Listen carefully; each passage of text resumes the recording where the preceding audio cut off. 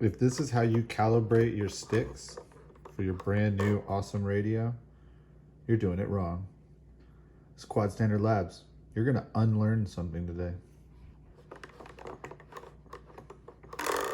All right, so you just got your T16S and it's super awesome, right? It's got all kinds of features. It's just really durable, build quality is great. And you go to calibrate your sticks like you always do. And when you do this job, right? All the corners, you push down as hard as you can, all the way around. You give it a nice, because you want to make sure you get all that action in, right? This is wrong.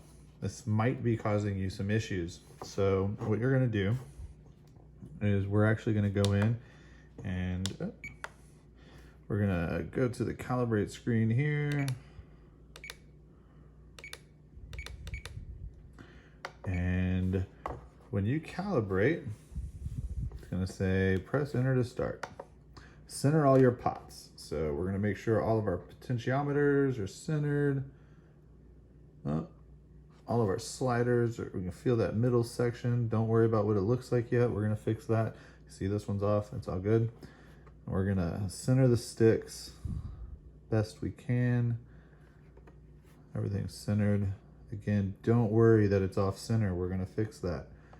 We're gonna hit enter. Now we're gonna move them on each axis. So to the right, to the left, up, down. Don't slam them, don't push it really hard. Just push it the way that you would do it. Let it off. Go ahead and center everything if you want. Same thing with the potentiometers. Put them, I like to put them back to center. You don't have to.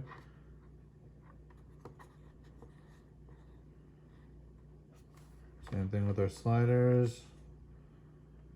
All right, and then we're gonna push enter.